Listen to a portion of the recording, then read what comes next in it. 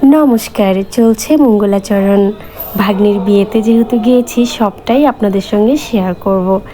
মঙ্গলাচরণ যারা জানে না, মানে সনাতনীরা তো জানে, তার বাইরে যারা জানে না তাদের উদ্দেশ্য বলছি। এই মঙ্গলাচরণ বলতে পারো, আশীর্বাদ বলতে পারো, নিরীক্ষণও বলতে পারো।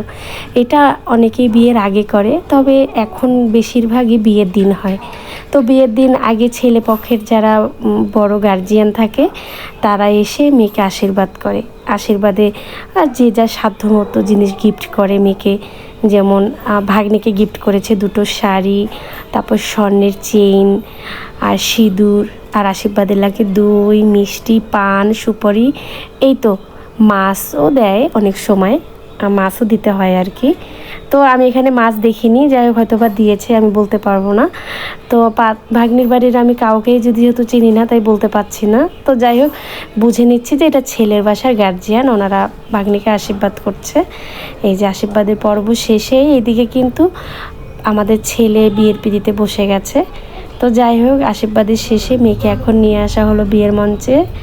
এই যে আমার এই জায়গাটা খুব ভালো লাগে, বিয়ের একটা মেইন জায়গা, যেখানে পিঁড়িতে করে, অনেকের পিঁড়িতে করে মালা বদল হয়, আবার অনেকে হেঁটে হেঁটে মালা বদল হয়। তবে আমার কাছে পিঁড়িতে করে মালা বদলটা বেশ ভালো লাগে, কারণ আমার বিয়েতেও আমার 16-17 জন ভাই আমাকে এইভাবে পিঁড়ির উপর উঠিয়ে নাচিয়েছিল। সত্যি এটাই আমার ভালো লাগে, সেটাই আমার ভাগ্নের বিয়েতেও সেম নিয়ম। তো এইভাবে বরকে বরণ করতে হয়, তারপর বরকে ফুল দিয়ে ছিটিয়ে তারপরে মালা বদল করতে হয়। তো এগুলো তো আমরা সনাতনী যারা তারা তো জানি, তো তারপরেও আমি বলে দিলাম। তো যাই হোক আমাদের জামাই দেখতে কেমন, ভাগ্নি জামাই ভাগ্নির সঙ্গে কতটা মানিয়ে গেল সেটা অবশ্যই সুন্দর একটা কমেন্টে জানিয়ে যাবেন। এখন চলছে মালা বদল। আর মালা বদল প্রথমে আমাদের মধ্যে নিয়ম শলার মালা, মানে শলার মুকুটের সঙ্গে এই যে দেখতে পাচ্ছেন এই শলার মালাটাই হচ্ছে মেইন মালা। আর এখন আধুনিকতা ছোঁয়ার কারণে ফুলের মালা, তো তারপরে অনেক কিছু দিয়েই মালা বানিয়ে বরণ হয়। তবে মেইন হচ্ছে শলার মালা, ককশিটের একটা ফুল দিয়ে শলার মালা বানানো হয়ে থাকে, সেটাই এখন বরণ হবে, আপনারা দেখতে পারবেন। এই যে সব দুষ্টুমি করে, তো আমাদের মেয়ে পক্ষরা যতটা এক্সাইটেড ছেলে পক্ষরা ততটাই ড্যাম, মানে ওরা কিছুতেই এসবে রাজি হচ্ছিল না। তো পাত্রকে অনেক কষ্টে টষ্টে একবার কোনো রকম উঠিয়েছিল, তারপর ওরা বলল না আর পারবো না, আমরা নিচে থেকেই বিয়ে করেন, মানে পিঁড়িতে থেকে যতটুকু হাইটে রাখতে হয় স্বাভাবিকভাবে বিয়েটা হোক। তো এই কষ্টে টষ্টে একবার বাঁধন, ছেলের নাম বাঁধন, বাঁধনকে উপরে উঠিয়েছিল। এই যে এটা সেই মালা, ককশিটের মালা বলে আর শোলার মালা বলে, যাই হোক সেই মালাই প্রথমে বদল হলো, তারপরে হবে ফুলের মালা বদল। এই তো তো এই যে জায়গাগুলো খুব মজাও লাগে, ওরা মজা পাচ্ছে, এত উঁচুই দুজনে, ভয়ও পাচ্ছে যদি পড়ে যায়, আসলে তাই মনে হয় যদি পড়ে যায়। তার মধ্যে পিছলা শাড়ি সবাই ধরে আছে ছোট্ট পিঁড়ির মধ্যে। তো সব মিলিয়ে খুব আমরা এই জায়গাটাতে মজা করেছি, হই হই রই রই। জুয়ের বিয়ে হয়ে গেল তাহলে না, সেই ছোট্ট মেয়ে, ওকে আমি দেখতাম সবসময়, ওর বাবা মা খাইয়ে দিত।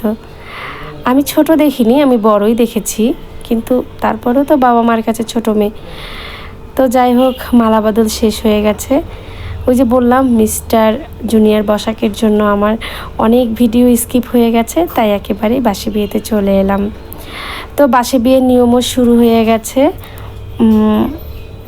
ওই বিয়ের আরও কিছু নিয়ম ছিল, দুঃখিত স্কিপ হয়ে গেছে, কারণ জুনিয়র বসা খুব ডিস্টার্ব করছিল, আমি আর ভিডিও করতে পারিনি। একবারে বাসি বিয়েতে চলে এলাম। ভাগ্নিরা বাসি বিয়েতে বসে পড়েছে। আসলে মেয়ের বাড়ির বিয়ে বিদায় অনুষ্ঠানে তো আসলে অনেক কষ্ট থাকেই। তো এই বাসি বিয়ে দেখলেই আমার ভিতরটা কষ্টে, মানে এত কষ্ট লাগে কি বলবো, মানে মেয়ের বাড়িতে আসলেই কষ্ট।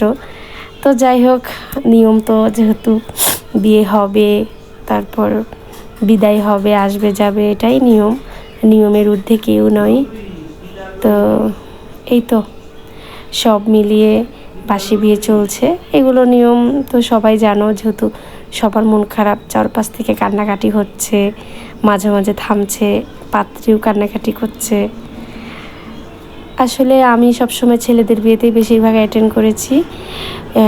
3টা বিয়েতে করেছি, বড়দির বিয়ে, আমার এক ননদের বিয়ে, মেয়ের বিয়ে আর কি, আর এই ভাগ্নের বিয়েতে অ্যাটেন্ড করলাম। আমার বাসি বিয়ে এলে আমারও খুব কষ্ট হয়, মাল এখন হচ্ছে সিঁদুর দান হচ্ছে।